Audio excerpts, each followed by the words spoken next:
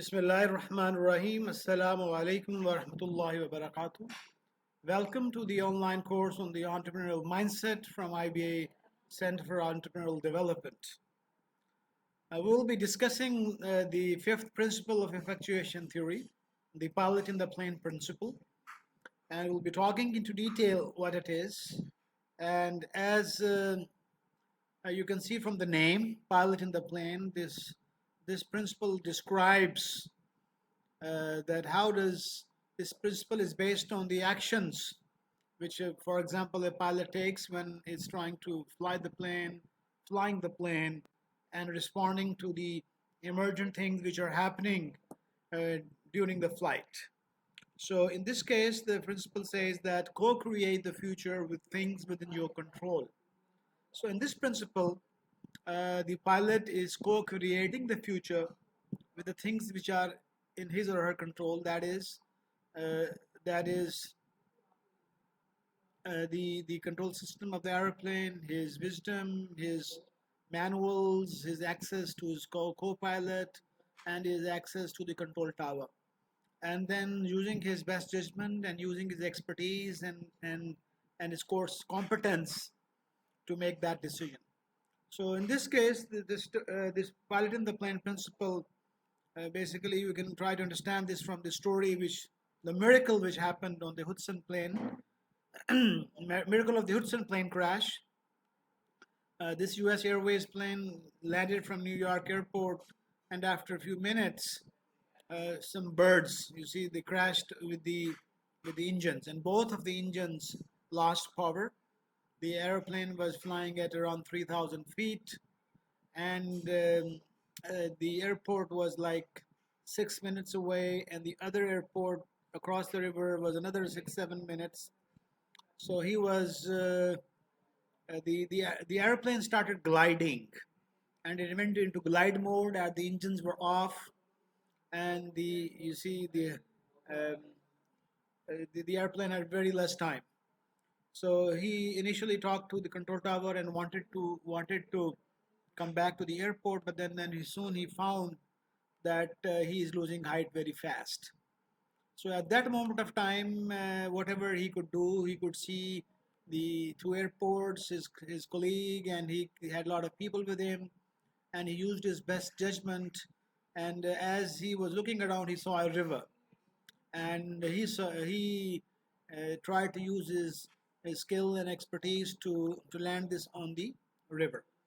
So eventually, he was very successful, and that all the lives of the people on the plane were saved. That's why it's called the miracle of the Hudson plane crash. The future comes from people, from what people do. So the actions of people are very important, and we need to look into that.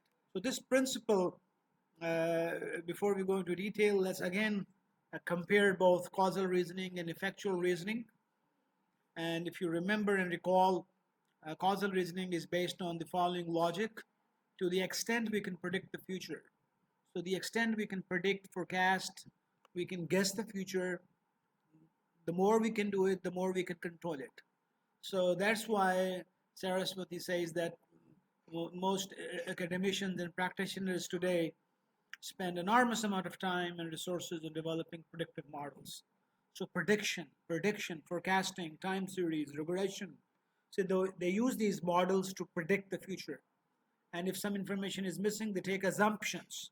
So many assumptions come into these models. So the downside with this prediction model is that you have a guess, but the downside is that this guess can be extremely wrong. And the other downside is that you lose the action thing, because you still stuck. What if? So what if scenarios, they discourage quick action. So you lose the ability to take quick actions. The effectual logic, on the other hand, is the alternative model. It says that to the extent we can control the future, we don't need to predict it. Don't waste time in predicting. These things, these means are in your control, and do something. Do something, and try to leverage that situation. So this is in the Hudson plane crash. you see, scenario, the pilot didn't go for a detailed predictive model. He took control of whatever the means he had and used that to get out of that situation. So once again, if we compare causal and the effectual logic, causal logic is effect dependent. So in this case, when a particular logic, a particular goal has already been chosen. A particular goal has been chosen. For example, a target segment. For example, we want to sell 3,000 cc cars to the rich of the richest, and that segment. According to that segment need, we will go and look at the manufacturing facility, the showrooms, the people who will be selling those. So to create that effect, we will to create that effect. You see that will become the prime target, and we will make all our decisions to create that effect. Effectual logic, on the other hand, is people dependent. Me, my team member, my resources, my bird in hand, and the other people's bird in hand, all that together they combine. So in this case, it's not assumed that there is a pre-existent market. We assume that there can be many imagined ends. There can be many, you see, opportunities, and a and the markets we create will be predicated.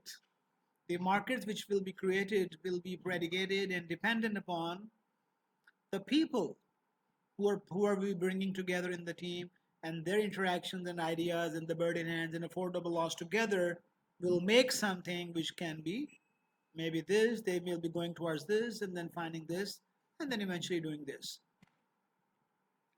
So experienced professionals in the entrepreneurship area, the serial entrepreneurs, many of them and most of them say that finding and leading the right people is the key.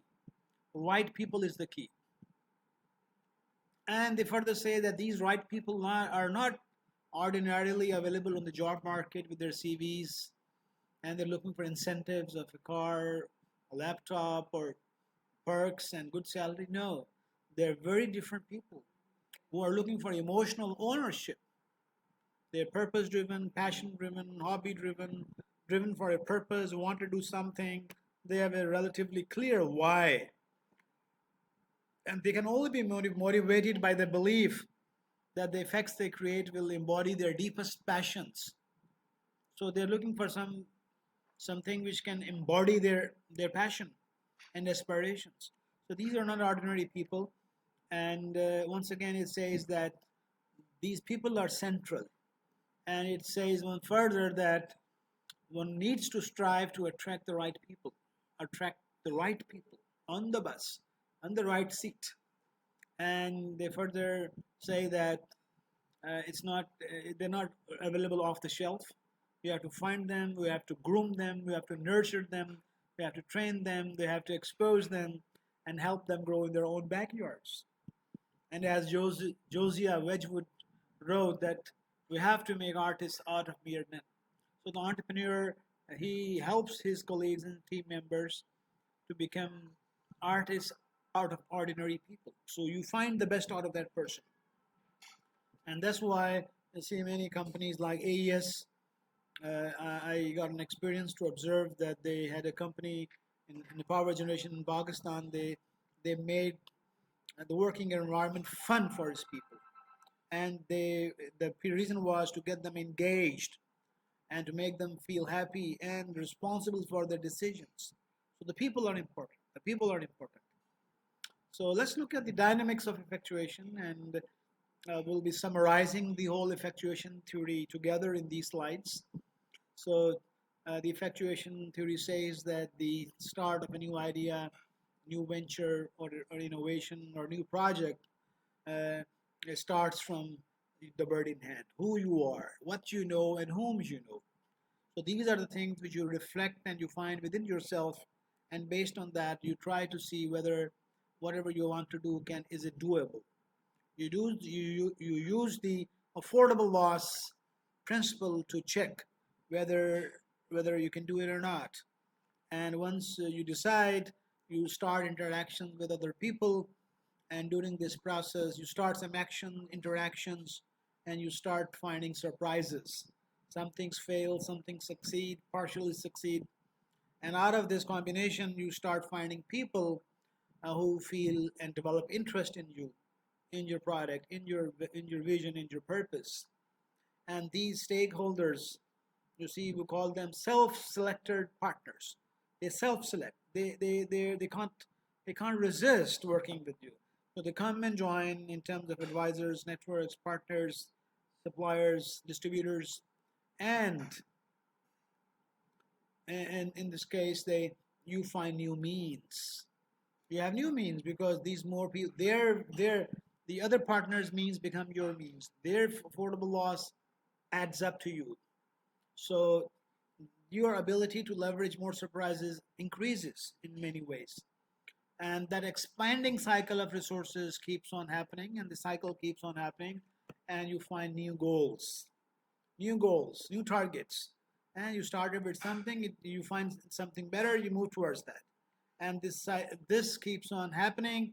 For example, Mr. Hanif, one of our friend in Karachi, he started with selling spare parts of motorcycles. So his uncle, his brother, and as he started more interaction, he found out that his products can be made better. So he went for better quality.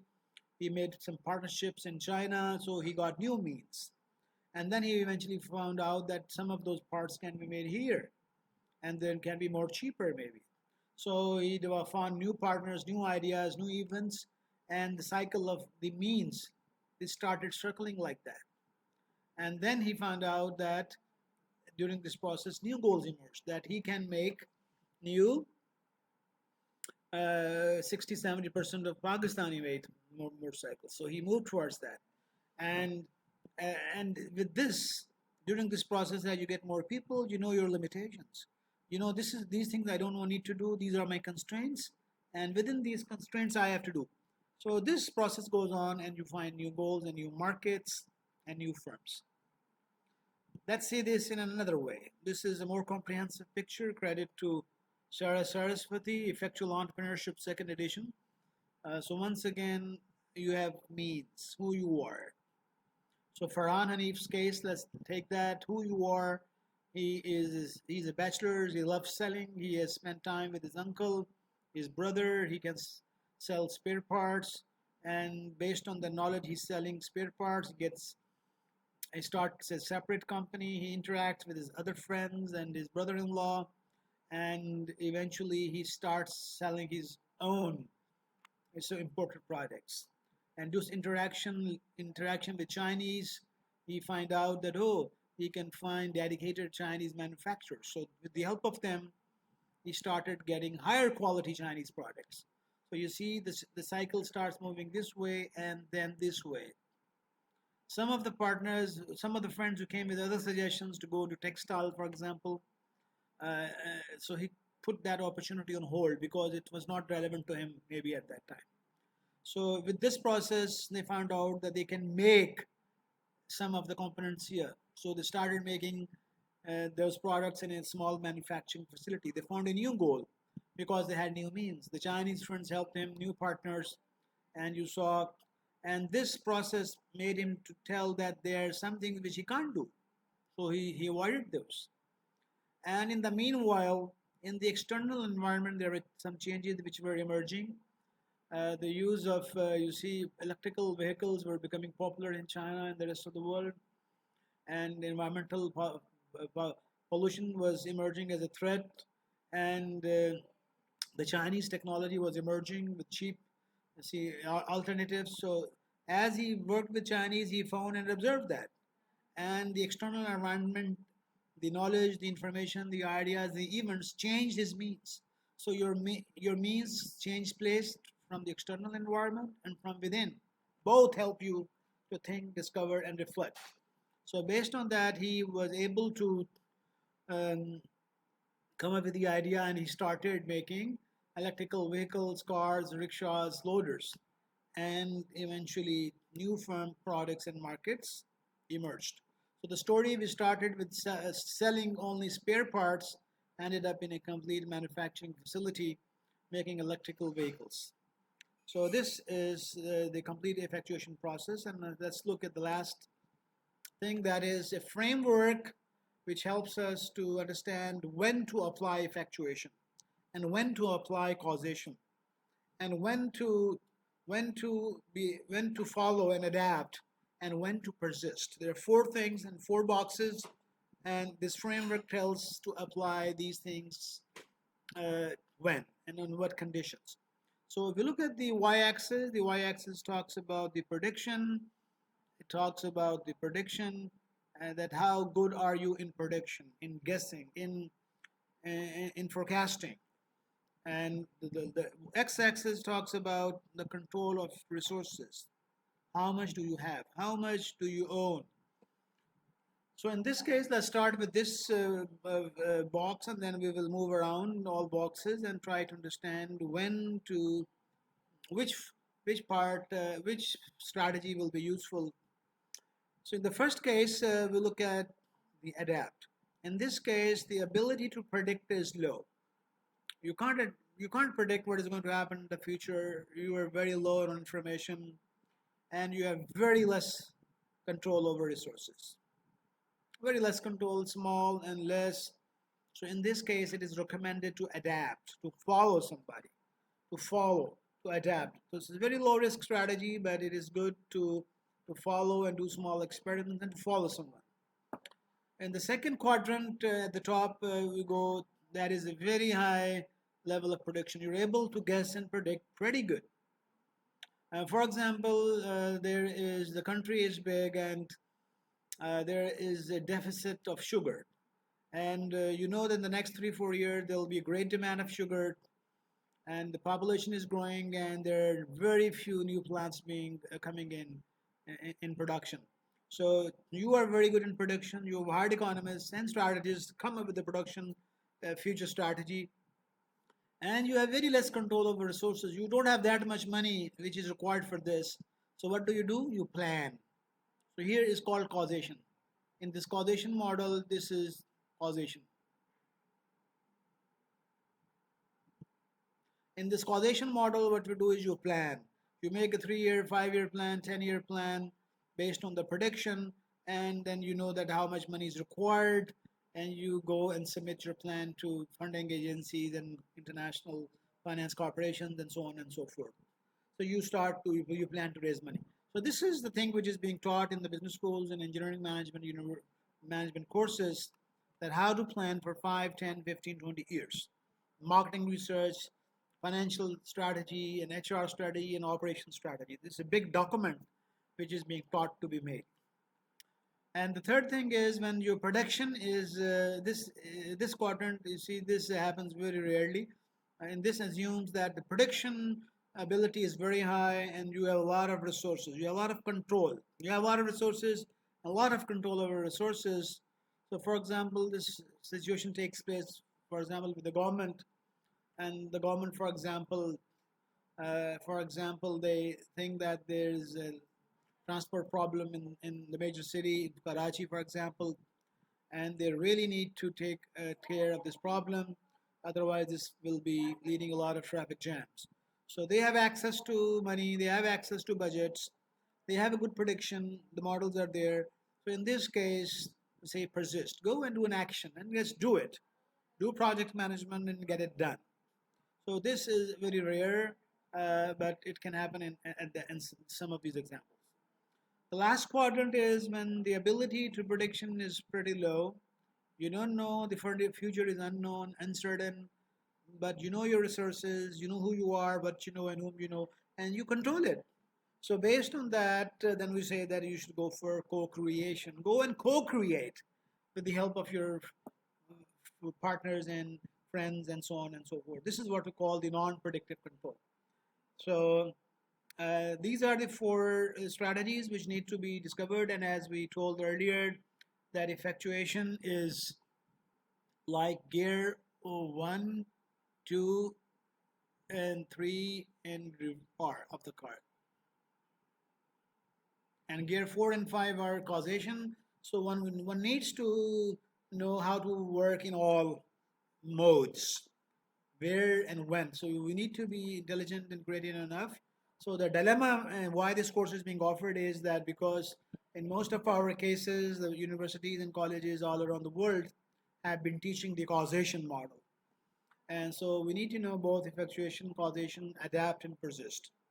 So looking forward to see you again in the next episode. I would like to thank you for your attention and goodbye.